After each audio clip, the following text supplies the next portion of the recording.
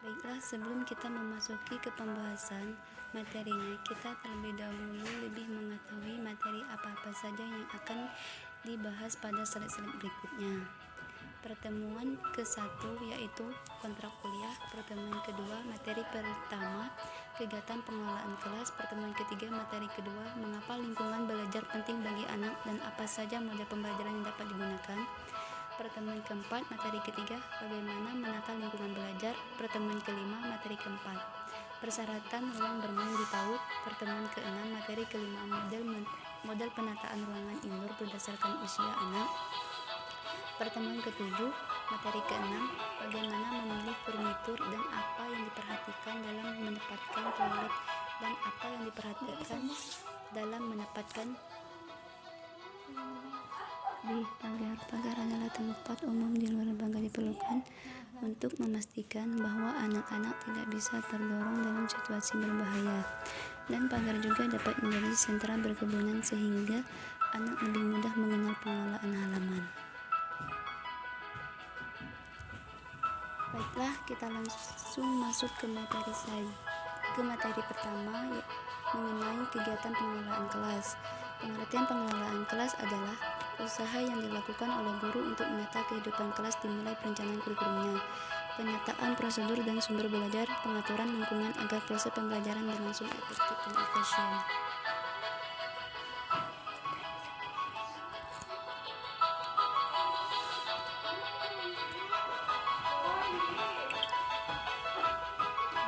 Prinsip penataan kelas adalah sebagai berikut. Pertama, kelas terasa nyaman dan kelas terasa aman, ruangan bereksplorasi, berinteraksi dengan lingkungan sesuai dengan tahapan perkembangan anak, memperhatikan karakteristik anak, kemampuan anak, latar belakang anak atau keluarga, dan lingkungan bermain, mendukung kegiatan bermain sendiri, kelompok kecil dan kelompok besar, mengembangkan kemandirian anak, mengembangkan kepercayaan diri anak,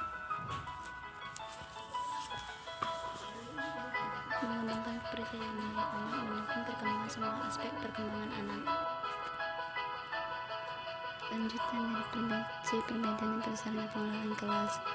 Sudut merupakan tempat khusus yang berada di pojok, area merupakan wilayah khusus untuk melakukan sesuatu, sentra merupakan sama dengan kelas atau ruangan, kelompok dengan kegiatan pengelolaan merupakan kumpulan siswa untuk bekerja sama dalam satu hal.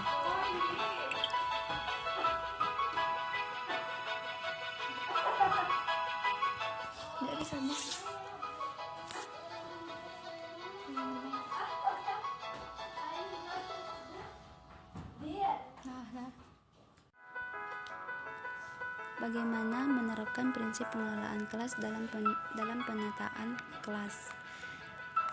Prinsip pengelolaan kelas dalam penataan kelas itu terbagi menjadi 4. Pertama, model pembelajaran sudut merupakan model pembelajaran berdasarkan sudut kegiatan. Kedua, model pembelajaran area merupakan pembelajaran yang dirancang untuk memenuhi kebutuhan spesifik anak dan menghormati keragaman budaya dan mendekatkan pada pengalaman belajar bagi setiap anak. Ketiga, model pembelajaran sentra adalah perbedaan pendekatan pembelajaran dalam proses pembelajaran dilakukan di dalam lingkungan yang sentra bermain.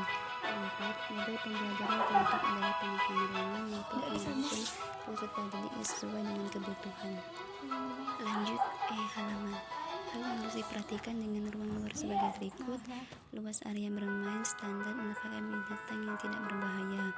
Area basah ditempatkan di luar, kadang lantai yang tidak basah atau tidak licin supaya terjaga agar air tidak menggenang. F. Mainan di luar ruangan bebas dari bahan yang berbahaya. Ketinggian alat mainan sebaiknya tidak lebih dari 1,5 meter. Dasar luncuran cukup lembut dan halus. Dipastikan tidak mudah patah atau putus supaya lebih aman dengan keselamatan anak. Materi kedua, mengapa lingkungan belajar bagi anak dan apa saja model pembelajaran yang dapat digunakan. Mengapa lingkungan belajar penting bagi anak? Karena lingkungan belajar bagi anak itu adalah lingkungan belajar anak harus terbebas dari hal-hal yang membuat anak menjadi stres. Tidak hanya kondisi lingkungannya saja yang mendukung tentang kegiatan, juga harus benar-benar mendukung anak dalam belajar. Ketika anak mulai belajar, Lingkungan belajar bukanlah hanya lingkungan fisik, tetapi lingkungan sosial. Apa saja model pembelajaran dapat digunakan? Model pembelajaran yang dilaksanakan di pendidikan anak usia dini adalah model pembelajaran klasik, model pembelajaran kelompok, model pembelajaran area, model pembelajaran berdasarkan suatu kegiatan. Materi ketiga, bagaimana menata lingkungan belajar? Kebutuhan perkembangan anak dapat dipenuhi dengan kegiatan bermain di dalam indoor dan di luar outdoor. Lingkungan sosial budaya daerah setempat. Adapun prinsip-prinsip lingkungan belajar di luar ruangan. Pertama, keamanan lokasi. Kedua, kemudahan akses. Ketiga, peletakan mainan. Keempat, jarak pandangan pengaksesan. Kelima, tanda usia. Keenam, pengawasan. Ketujuh, serta persyaratan ruangan bermain.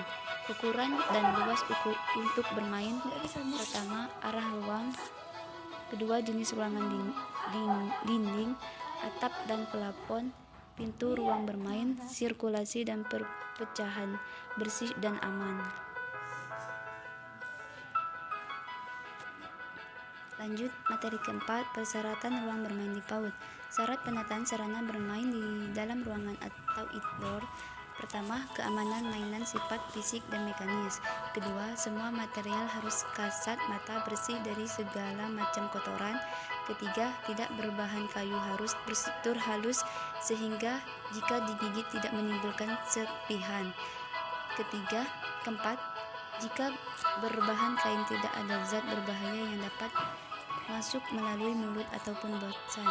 Kelima, jika memiliki bagian kecil adalah bagian yang melekat. Keenam, permukaan harus halus, tidak ada kasar ataupun pecahan. Lanjut, materi kelima, model penataan ruang indoor berdasarkan usia anak. Model penataan ruang bermain anak usia 0-2 tahun. Pertama, prasarana dalam ruangan bermain seperti rak atau furnitur dipoto secara menarik dan menyenangkan bagi anak. Kedua, tersedia bantal dan karpet yang nyaman dari bahan input. Ketiga, warna-warna dasar furnitur sebaiknya dipilih warna kayu. Keempat, memberikan keleluasan anak. Kelima, area motorik harus leluasa digunakan oleh anak. Keenam, memaksimalkan kontrol fisik dan emosional dengan pendidikan. Lanjut, metode menata ruangan bermain usia 3-6 tahun. Pertama, furnitur perabotan serba mini, ekonomis atau besar ukurannya untuk anak dan nyaman bagi anak untuk melakukan aktivitas. Kedua, warna-warna primer seperti warna merah, kuning, biru, hijau, coklat, jingga atau warna campuran. Ketiga, hindari warna dan finishing yang dapat menyilaukan mata anak. Keempat, penataan furnitur dapat memberikan keleluasan anak untuk bergerak. Materi keenam, bagaimana memilih furnitur dan apa yang diperhatikan dalam menetapkan toilet dan apa yang diperhatikan dalam menempatkan cuci tangan. Bagaimana memilih furnitur? Pertama, meja dan kursi untuk anak disesuaikan dengan ukuran anak. Kedua, ujung meja dan kursi anak berbentuk tumpul. Ketiga, loket tempat menyimpan alat mainan anak. Keempat, bila kursi plastik dipilih pastikan yang kokoh. Kelima, perhatikan permukaan furnitur kayu, furnitur perabotan serba mini. Dan materi yang terakhir, apa yang diperhatikan dalam menempatkan toilet. Toilet anak terpisah dengan toilet dewasa. Ruangan toilet dekat dengan kegiatan dewasa. Tersedia air bersih yang bisa diakses anak secara mandiri. Tersedia sarana pembersihan dan pengeringan tangan. Lantai diusahakan selalu kering agar tidak licin dan baunya. Pencahayaan ruangan toilet cukup baik. Semua alat sanitari dan ruangan mandi selalu terjaga. Sedangkan menetapkan cuci tangan dengan tujuan untuk mengajari anak bagaimana cara cuci tangan dengan baik dan benar. Sekian dan terima kasih. Wassalamualaikum warahmatullahi wabarakatuh.